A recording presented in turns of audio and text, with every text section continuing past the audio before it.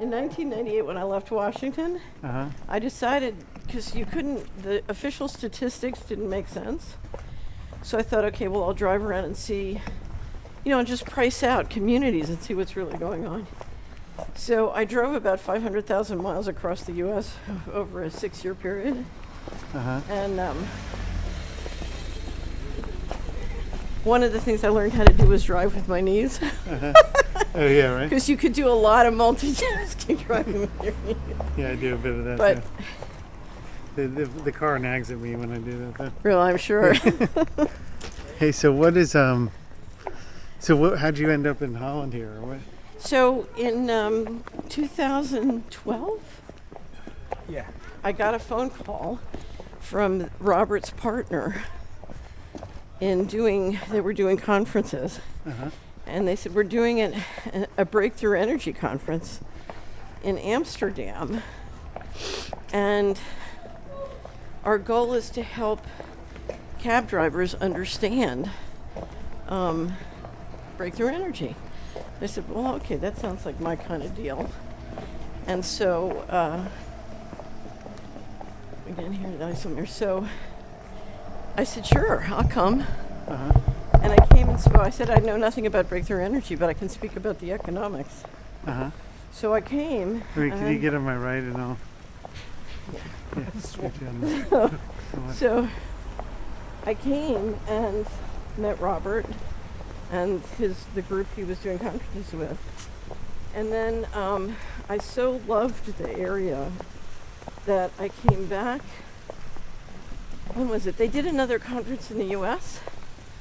So I came back and decided I would spend a month in Amsterdam just learning about the Netherlands. And so Robert invited me to come out to Stavoren, and I loved his work. So I said, would you make our audios and videos and do our stuff? So we started, and he started to do all of our audio video work, and it grew and grew and grew. So you're making Holland home now? Well, what happened was, I was starting to spend so much time working with him because we moved our hard copy and our printing and our wrap-ups. He took on the graphics work and the magazine too. So I was spending so much time co-locating with him that it then interrupted my Schengen area movement.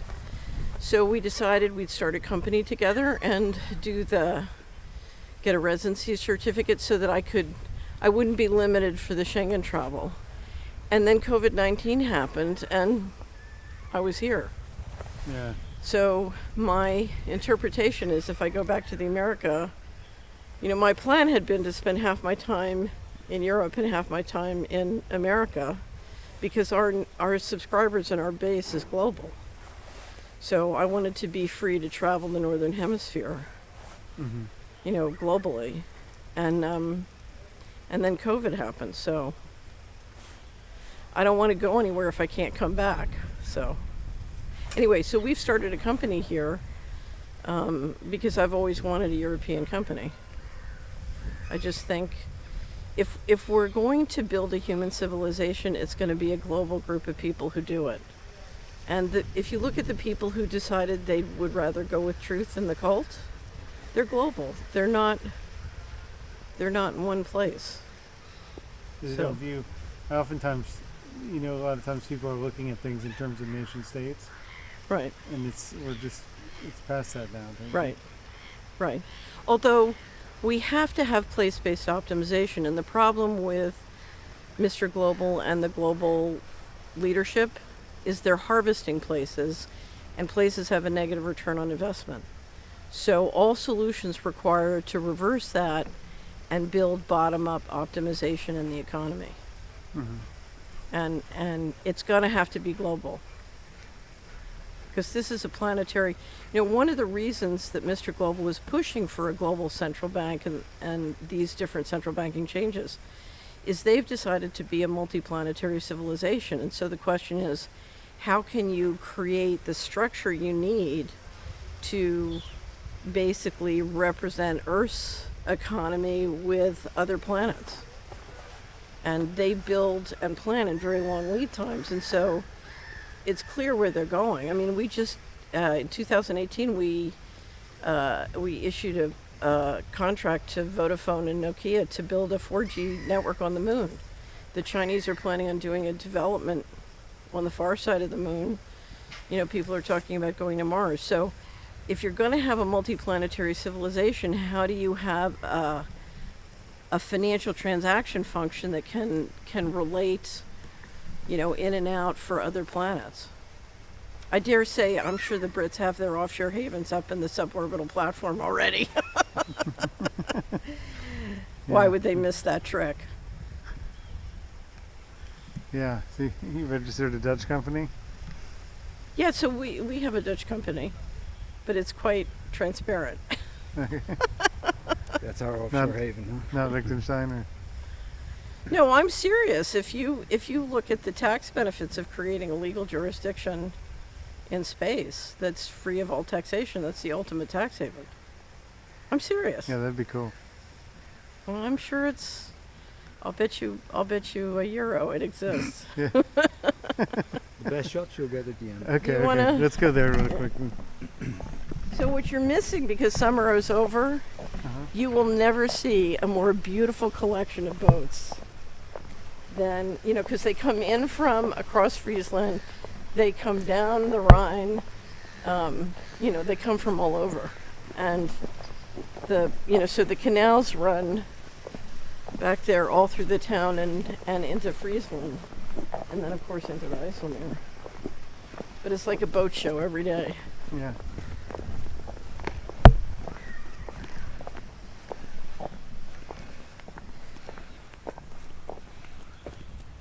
Now, you weren't in Germany when Bobby and Mary came, were you? No. No. Just the last 2 weeks, yeah.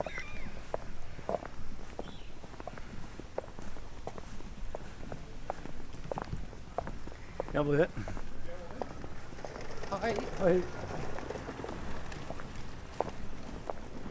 Do you want to walk this way or to the end here?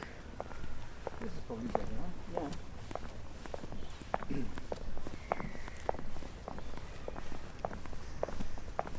Let's go underneath those. Go past me. We can go up to the.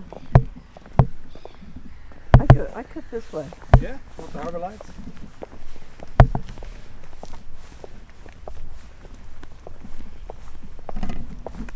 That's pretty out there, huh? One day I was walking down here, Uh-huh. and a flock of like 100 starlings started to do figure eights over my head, Uh-huh. and I just stood there. And each time they did a figure eight, they came closer and closer. It was very magical.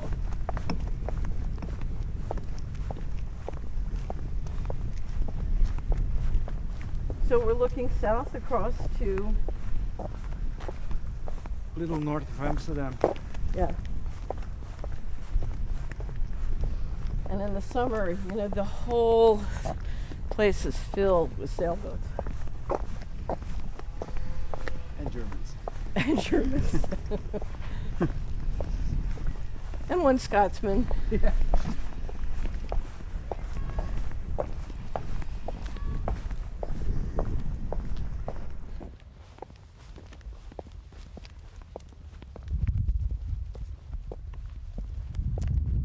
So I used to have a pastor who would say, if we can face it, God can fix it. And I believe that many things are possible if we can face it. So again, transparency is very important.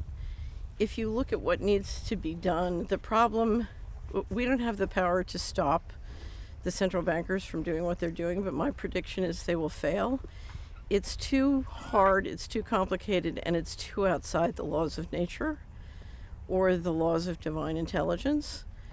And the issue then becomes, how do we, as a people, pick up and build a human civilization? So, you know, they decided they couldn't do a human civilization. They're doing something I think will fail. And the question for all of us is, how can we make sure we can take things right if and when they fail? So everybody knows my favorite Bible story is the story of Gideon, and that's my prediction for what's going to happen. And how does that go? The story of Gideon is a long story. I won't tell the whole thing, but essentially, an angel of the Lord comes and asks Gideon to throw the Midianites out of Israel, and Gideon insists he's too unimportant and too helpless to do it. And the angel of the Lord says, well, that's okay, we're going to do it. You're perfect, because everybody will know it was us, not you. So, in fact, Gideon calls for an army, and the angel of the Lord makes him go through very many tests to make him realize that he doesn't need a big army, he just needs people who are faithful and competent. And in fact, in this environment, my advice to everybody after they come clean is strip your life down to the people who are, faithful and competent. And then so Gideon comes down the side of the mountains. The Midianites are sleeping in the valley below. And he comes down with Gideon's army, banging pitchers and lanterns. And the Midianites are so hateful and suspicious of each other, they jump up in the dark and kill each other. And in fact, every time I've seen someone bring tremendous transparency to what's happening, that's what happens. The Midianites, a fight breaks out and the Midianites start killing each other. And if you look at what these guys are trying to do, it's so hard and complicated. I think the Midianite thing is going to happen par excellence. And the question for all of us is, okay, what's our plan if and when that happens? What's your plan if that happens? What is my plan? My plan is to build a human civilization. And again, first you bring transparency, then you rebuild the economy bottom up. But you have to, we are now integrating very powerful technology, and that means we have to grow spiritually. We have to, you can't have this kind of advanced technology, managed by cavemen. And to a certain extent, that's what we're watching. We're giving very powerful weaponry and very powerful surveillance technology to people who are using it behaving like cavemen. And the last question is do you think there's a spiritual dimension to this? I think first and foremost what we're dealing with is spiritual. This is part of a 10,000-year-old war, and the outcome depends on our ability to spiritually evolve and grow up. So, I tell everybody death is not the worst thing that can happen here. What can happen is you can lose your immortal soul. That's your danger. So stop worrying about death and start worrying about, whether you're going to be free or not. Okay, great. Thank you. That's good. Okay. I said it in one sentence. You did!